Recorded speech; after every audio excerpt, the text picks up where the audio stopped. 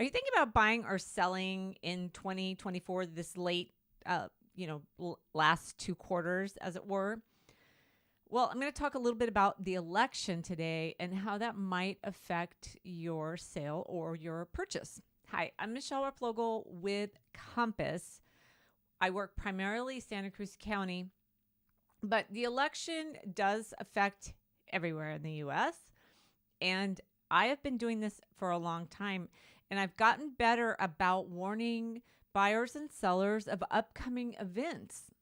And some of them are just, for instance, Labor Day is coming up. I'm shooting this in August, and Labor Day is coming up. And I warn people about holidays because around holidays, you will find that the people who work that support real estate services like the title company, lender, appraisers, home inspectors, they tend to go on vacation close to that holiday, right? So they'll take the week before the holiday, so they get the week and then the holiday weekend.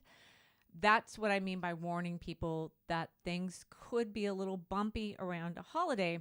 So today's video, I'm going to talk a little bit about how things can get kind of bumpy around the election. So elections do slow down, cause people to pause. It's not that they don't buy a house or they don't sell a house. It doesn't take everything off the table.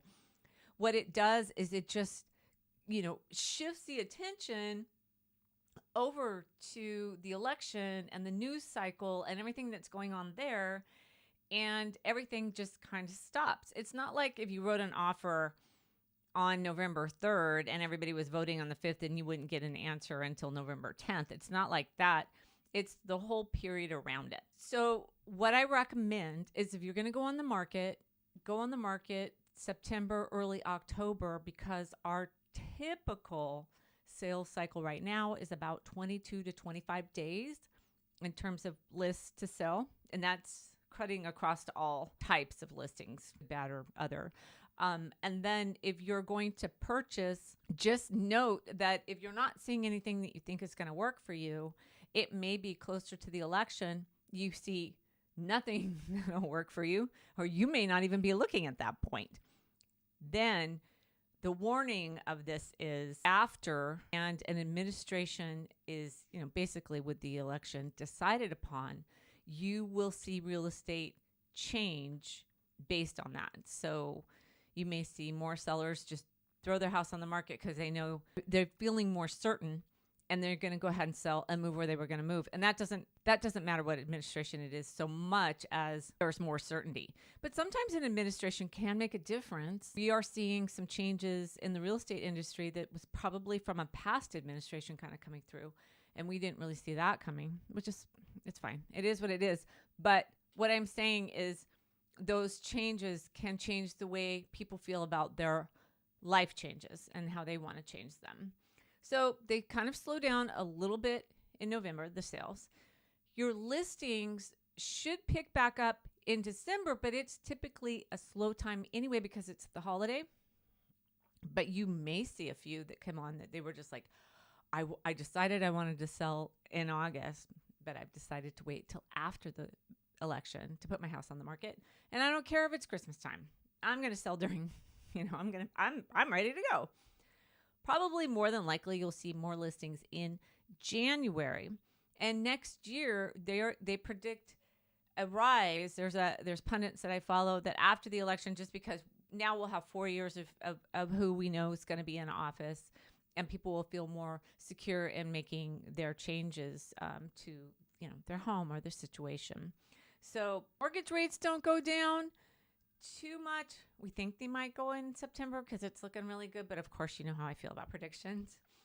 Home buying typically gets a little bit more affordable in the months before the election. Yes, I can verify that, because it's not because the election's coming. It's just because less buyers, again, their attention is diverted and there's less buyers. So sellers do get a little bit more motivated. And as the days click up on market, you'll see sellers get more motivated. Some sellers will be like, no, I want my price, and take it off until next year. People can hang in there. that might be the thing to do. The actual takeaway, though, is that home prices do tend to rise after an election.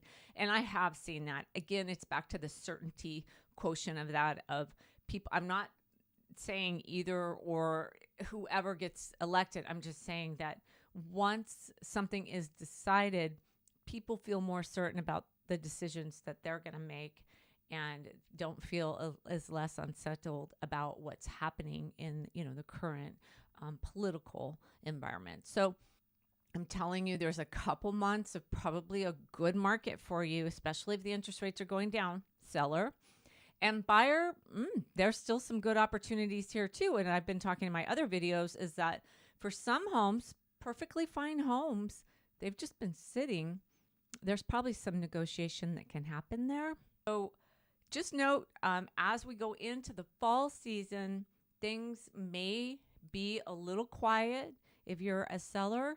And if you're a buyer, that might be the time to jump in. You might see some motivation on a seller's part that would help you negotiate the price that you're more comfortable paying on a house. So if you have any more questions about this, of course, like, subscribe, share, call me, text me. I have had people call me lately and just talk about my opinions that I talk about in my videos, and had some great conversations. And of course, I've been having people buy and sell with me from YouTube too, which has been great. Anyway, yeah, if you need anything, I'm here. Thanks. Bye.